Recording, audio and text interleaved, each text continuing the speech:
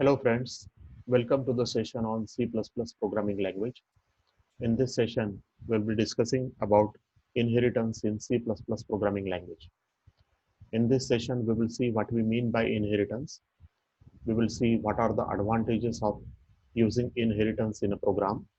We will see what are the different types of inheritance that are permitted in C++. We will see how to define a derived class in C++ program. We will also see what we mean by the visibility modes, and then we will see one simple example of using inheritance in C++ program. Friends, as you know that you are viewing this session on my YouTube channel Learn with Prakash Kanade, and do not forget to subscribe to the channel to see more videos on the subjects of electronics and computer science. So we will start our session with the question what we mean by inheritance.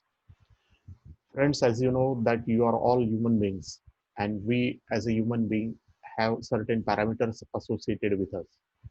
Say for example, we have a certain height, we have a certain weight. You know that we have a skin and we have a skin color. Our eyes also have some color. You will find that we have two legs, we have two hands, and from where we have got all these parameters? You will find that we have inherited these parameters from our parents. But when we inherit these parameters from our parents, then you will find that we are not just like our parents. We have something new, something additional, which our parents do not have. In real life, the concepts are defined in more broad way, where many things are brought from the other concepts. In C++ programming, it is possible to define a concept, and concept can be defined by using a class structure in C++ programming language. But you will find that whenever we define a concept in programming language, they are defined in a very narrow way. In real life, you will always find that the concepts have something in common with each other. Say, for example, when we consider the concept of circle or triangle or rectangle, then you will find that all of these concepts will have the concept of shape common with each other. When you brought some parameter from the other concept to define a new concept, then that is being called as an inheritance. In C++, when a new class is being obtained from the old class in such a way that all the data members and member functions of the old class are being available in the new class, then that is to be called as an inheritance. And apart from this, this new class will have something additional which old class do not have. The new class is being called as a derived class, and the old class is being called as a base class. Many times you will find that the base class is also called as the parent class, and the derived class is being called as a child class. Now the question is, why should we go for inheritance, or why the programmer prefer to use inheritance while writing programs?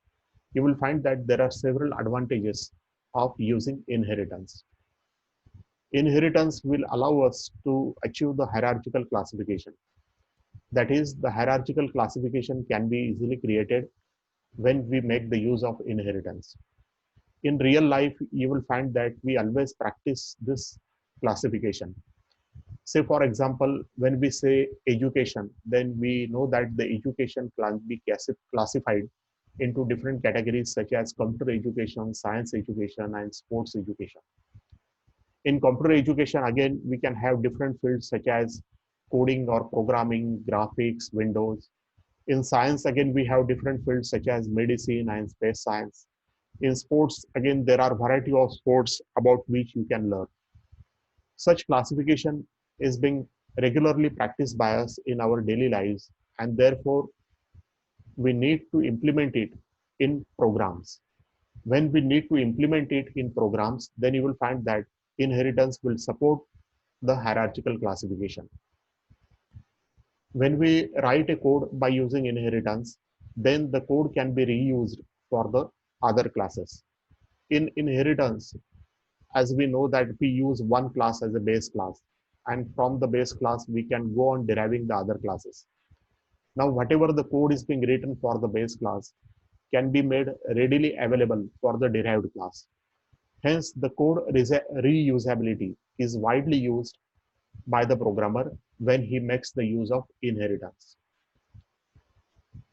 It is necessary for a programmer to read the code, and the readability of the code must be good. When we make the use of the inheritance, then you will find that the code reliability gets enhanced. The code development time is greatly reduced when the programmer make the use of inheritance. This is because the already developed code can be used by the programmer whenever necessary, and therefore the time required for the code development is reduced. The performance of the code will get improved when the programmer make the use of inheritance. The code will perform much better way when the inheritance is being used by the programmer. Also, you will find that it is necessary for a programmer to maintain a code over a period of time. Such maintenance of the code is easy when the programmer make the use of inheritance. And hence we can say that the reliability of the code is greatly improved when the inheritance is being used by the programmer. This is because you will find that we are reusing the already developed or tested code. We are increasing the reliability. We are reducing the time required for the development. We are improving its performance, and its maintenance is easy. And therefore, we can say that the reliability of such code is greatly improved when the programmer make the use of inheritance. So we can say that these are the several advantages that you can get when you make the use of inheritance while writing programs. You will find that there are several types of inheritance, such as single inheritance, multiple inheritance, hierarchical inheritance, multi-level inheritance, and hybrid inheritance. In single inheritance, we obtain a derived class with only one base class. Suppose we have a base class A, and by using this base class A, when we derive another class B, then this is being called as a single inheritance, or sometimes it is called as simple inheritance. In multiple inheritance, we obtain a derived class with several base classes. Say for example, as shown in this diagram, suppose we have two classes A and B, and these are the base classes. And by using these two base classes, when we obtain another class C, which is a derived class, then that is to be called as a multiple inheritance. Hierarchical inheritance is a mechanism where more than one derived class can be obtained by using one base class. Suppose we have a base class A, and by using this base class A, when we obtain the derived classes such as B, C, and D, then such type of the inheritance is being called as a hierarchical inheritance. Multi-level inheritance is a mechanism where a derived class is being obtained from another derived class. Say for example, we have a base class A. From the base class A, we have derived another class, say B, and by using this B, we derive another class C. So such type of the inheritance is being called as a multi-level inheritance. Hybrid inheritance is a mechanism where we can make the combinations of different inheritances, such as multi-level inheritance, single inheritance, multiple inheritance, or hierarchical inheritance. Say for example, we have a base class A, and from the base class A, we have obtained the two derived classes B and C. And by using these two derived classes, we obtain another class D. So such type of the inheritance is being called as a hybrid inheritance. In C++ programming language, you will find that all such types of inheritance can be implemented by using appropriate programming structures. Now, suppose you want to implement the inheritance in C++ program. Whenever you want to implement the inheritance in C++ program, then it is mandatory for you to define a derived class. And to define a derived class, there is some syntax associated, and you need to follow this syntax. So the syntax for the derived class is something like this. Initially, you will write down this keyword class. Then you have to write down the derived class name. Then you have to put here two dots called as colon. Then you have to write down the visibility mode. Then you have to write down the base class name. And then in the curly bracket, you need to write down the different statements which will constitute the body of the class. So as I said that in this syntax, the class is a keyword. The derived class name can be any valid identifier name. The colon in this case will indicate that the derived class is being derived by using the base class. Visibility mode can be either private, public, or protected. You will find that the visibility mode is optional. Optional means you did not to write it, but its default value is private. Visibility mode will specify whether the features of the base class are privately derived or they are publicly derived.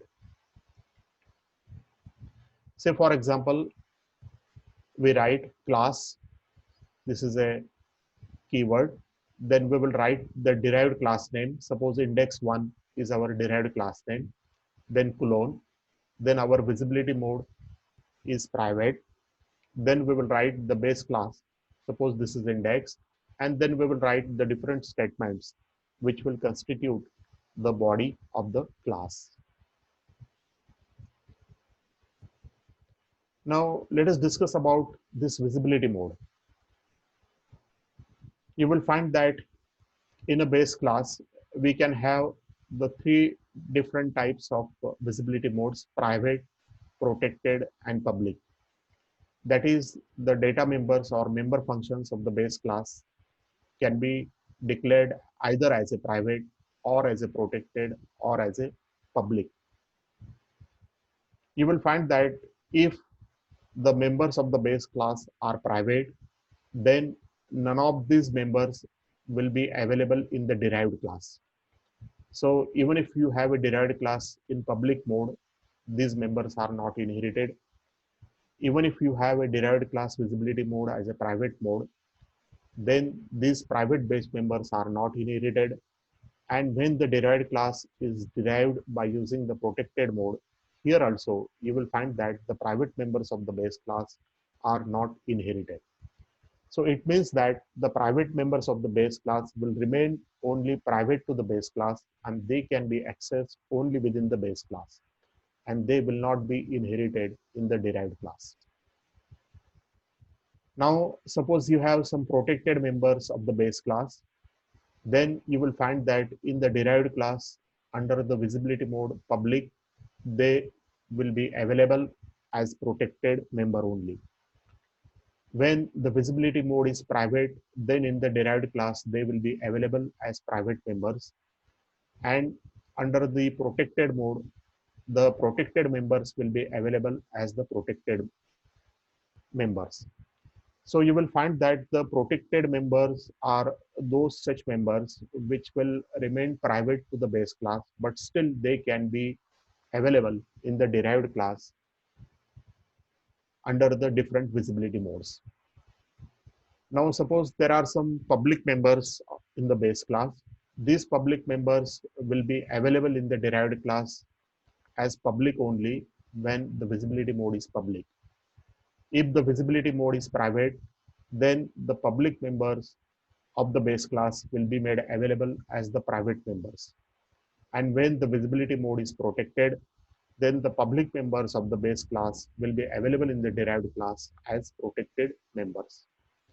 So you will find that it is necessary for you to remember this table so that you can easily understand which members are being available in the derived class and which members are not available in the derived class.